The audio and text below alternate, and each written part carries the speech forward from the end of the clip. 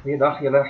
Ons gaan nou verder ingaan op die rebellie in God se koninkryk, op die geskiedenis van die sondeval. Geweldige geskiedenis, belangrike geskiedenis, tragiese geskiedenis, op dit is regtig in die hart gegryp hierdie goed. Ons kon nou stilgestaan het al in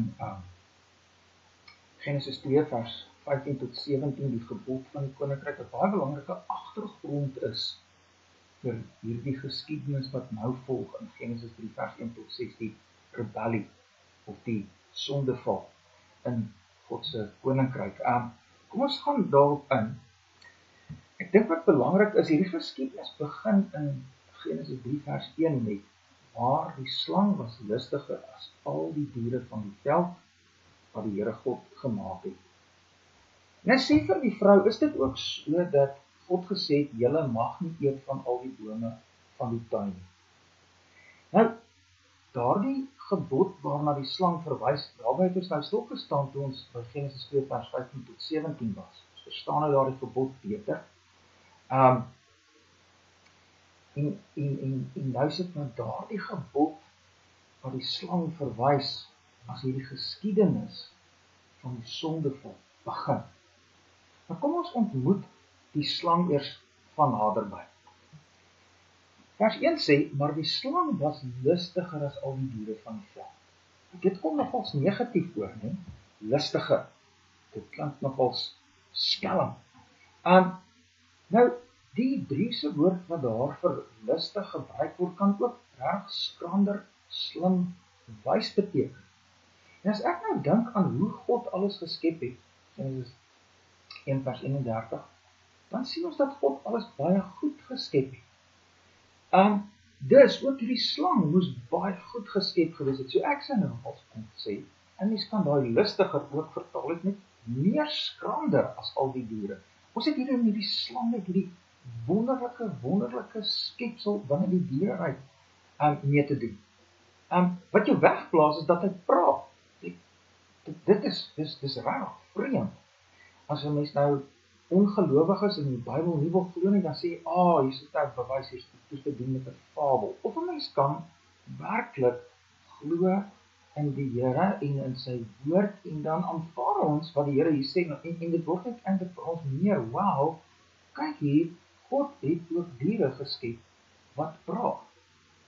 Maar as dit wanneer ons hoor wat hy sê, dat 'n mens begin skrik, en dat 'n mens begin wonder, maar is hy nie lustig nie, en agterkom dat hy inderdaad lustig is. Maar goed, kom ons kyk, wat sê hy? Hy sê vir Eva, vir die vrou, is dit ook so dat God gesê het, julle mag nie eet van al die bome van die tuin, maar hierdie is erg. Hierdie is rarig, erg, dit wat hy sê. Hy doen twee goed. Hy verlei Eva in die Here se woord te bevraagteken, met daar is dit ook so. Hierdie is skrikwekkend.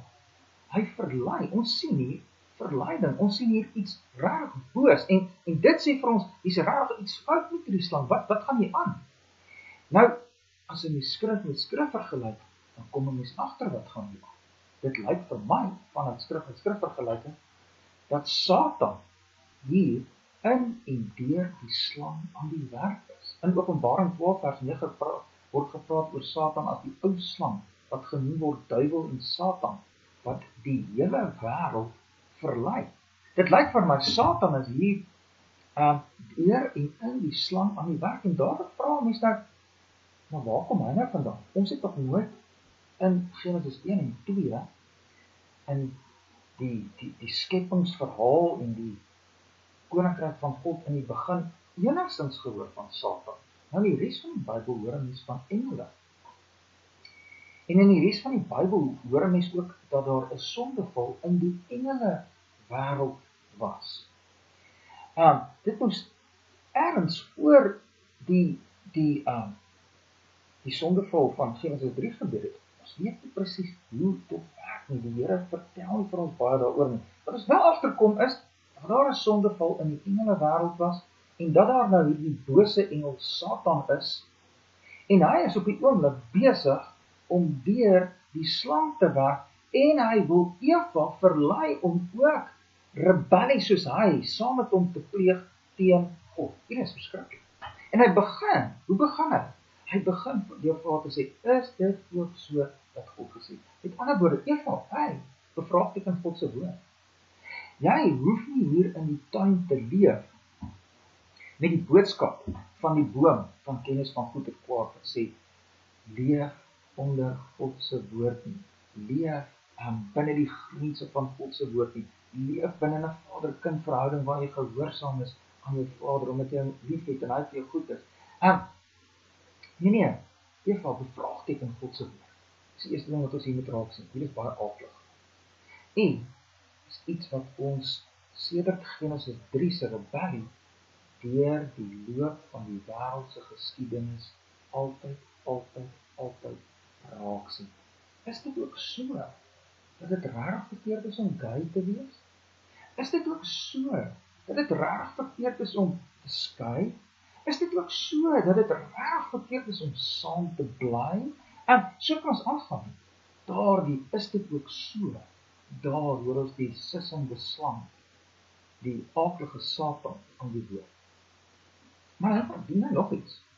Hy is nie net besig om Eva te verlei om God se woord te bevraagteken. Nee, hy gaan verder.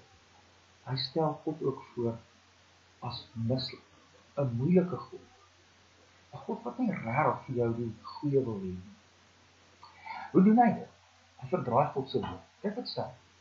Is dit ook so dat God gesê het, julle mag nie eet van al die bome in die tuin? Nou, dis nie waar. God het dit gesê, julle mag nie eet van al die bome in die tuin nie. Dit is God se koninkryk gebod. Maar God het dit baie anders gesê. God het gesê, van al die bome in die tuin mag jy vry eet, maar een uitsondering. Van die boom van kennis van goed en kwaad, daarvan mag jy nie eet nie, want die dag as jy daarvan eet, sal jy sekerlik sterwe. Nou, maar kyk hoe sê die slang. Is dit ook so dat jy nie van al die bome in die tuin mag eet nie? Hy sit die klem op die negatiewe, terwyl God se gebod die klem sit op die positiewe.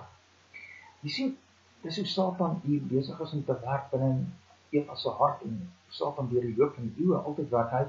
Hy wil hê ons moet God se woord bevraagteken, en hy wil God negatief voorstel. Kom ons kyk wat antwoord Eva toe. Sy sê, vers 2 en 3, van die vrugte van die bome in die tuin mag ons eet, sê sy. Maar van die vrugte van die boom in die middel van die tuin het God gesê, julle mag daarvan nie eet nie en dit nie aanroer nie, anders sal julle sterwe. Is dit nogals interessant om hier raak te sien? Ek dink Eva antwoord, dink ek, so op die oog af, die Satan heeltemal reg. Maar tog, as ons mooi fyn begin kyk, lyk dit asof sy op 'n manier onder die invloed van hierdie bose, duiwelse slang begin kom. Want kyk wat doen sy. Die Here sê, van al die bome in die tuin mag julle vry eet. Eva laat die vry weg. Is dit dalk omdat sy begin leef onder die invloed dat God nie regtig so goed is nie? Dan sê sy verder, van al die vrugte in die bome in die tuin mag jy eet, maar van die vrugte van die boom in die middel, wat in die middel van die tuin is, het God gesê, julle mag daarvan nie eet en dit nie aanroer. Hoekom sit Eva dit by? Want God het nie dit gesê nie. God het nie gesê, julle mag glad nie aan 'n boom vat nie. Hy het gesê, julle mag dit nie eet nie. Maar sy maak hierdie gebod van God nou strenger. Is dit omdat sy begin leef met, ons het 'n kwaai God. Dit waarop haar klem begin lê, God wat nie regtig so goed is nie, 'n God wat net regtig kwaai is. En dan sê sy, anders sal julle sterwe. Interessant dat sy, wanneer dit kom by die oordeel, nie meer so ernstig is nie. Want God het gesê, julle sal sekerlik sterwe. Sy sê nie, sterwe. Is dit dat Eva begin leef met die invloed van hierdie bose slang, met die invloed van hierdie Satan? Ek weet nie, maar dit is nogals interessant om dit hier raak te sien. Kom ons kyk wat gebeur toe. Satan hak aan by dit wat Eva heel laaste gesê. as julle eet van daardie boom sal julle sterwe. Hy sê, toe sê die slang vir die vrou, julle sal gewis nie sterwe. Akelig. Nou begin Satan prompt uit te sê, God lieg. En weer eens is hy besig om Eva te verlei om te begin leef met bevraagteken God se woord. God se woord. En daar's geen waarborg dat dit reg is nie, dat dit waarheid is nie. Kom aan. En dit is hoe Satan altyd werk. Bevraagteken God se woord. Begin om uitdagend teenoor God te leef met sy woord is nie reg, die waarheid nie. Maar kyk wat sê hy verder en hier is die hoogtepunt. Hier kom ons nou by die hoogtepunt van die verleiding in vers 5. Vers 4 het hy gesê, julle sal gewis nie sterwe nie, maar God weet dat as julle daarvan, van die boom van kennis van goed en kwaad se vrugte eet, julle oë sal oopgaan, sodat julle soos God sal wees deur goed en kwaad te ken. Hy sit sy verleiding voort van, God is mislik Eva. God wil nie vir julle die beste hê nie. En God het vir julle in die duister gehou oor julle volle potensiaal. Eva, julle kan soos God wees. Gryp dit aan, Eva. Dit moet 'n nuwe identiteit word. Jy kan jou eie God wees. Jy kan vir jouself besluit wat reg en verkeerd is. Eva, breek los uit daardie verhouding met hierdie God. Moenie sy dogter wees nie. Word self jou eie goddess, jou eie God. En besluit wat is vir jou die beste. Bereik jou volle potensiaal. Eva, kom aan. En toe bly die slang stil. So wat gaan gebeur? Nou die groot stilte daal neer oor die tuin in Eden. En dan sê vers 6. Toe sien die vrou dat die boom goed was om van te eet, en dat dit 'n lus was vir die oë, ja, 'n boom wat 'n mens kan begeer om verstand te verkry. En sy neem van sy vrugte en eet. Nie illustraties. En wat het gebeur, is dat dan nou daai boom, ons het dit geleer net ons daar by die gebod was, daai boom sê nie rarig kennis nie, dis 'n teken. Dis 'n teken wat sê, hy kry kennis van reg en verkeerd, los van God, op jou eie, uit die skepping. Dan sê God, moenie dit doen. As jy van daai boom eet, dan sê jy daarmee, ek wil los van God, op my eie, self God wees, en self bepaal wat reg en verkeerd. God sê, moenie dit doen. Die dag as jy dit doen, gaan jy sekerlik sterf. En hy draai Eva doelbewus haar rug op die Here en sy woord. Sy glo die woord van Satan. Sy begin leef met die storie van Satan, met die narratief van Satan, met die leuen van Satan, van God is nie goed nie. Jy kan jou eie God wees. Jy kan vir jouself bepaal wat reg en verkeerd is. So tragies. En kyk wat gebeur dan verder.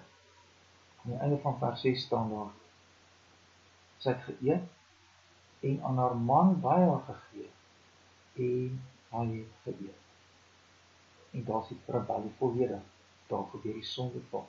Eva en Adam leef nou met die leuns van Satan. En onthou nou, is dit ons by daai bykomende toerusting by Genesis 2 vers 15 tot 17 gesien. Ons is in Adam. Adam is ons verteenwoordiger. En net daar by hierdie sondeval, by hierdie rebellie, leef ons in die ganse mensdom van Genesis 3 vers 5, van Genesis 3 vers 6 af. Leef ons met hierdie leuns. Die wêreldmensdom leef met die leuen van God is nie regtig goed nie. Ek kan my eie God wees. Ek kan self bepaal wat is reg en verkeerd. En dit bring ons uit by dood. Bring ons uit by dood. Dis die skrikwekkende gevolge. Nou ons gaan in ons volgende stukkie toerusting verder ingaan, die skrikwekkende gevolge en Genesis 3 vers 7 tot by vers 24 vertel vir ons van daardie skrikwekkende gevolge.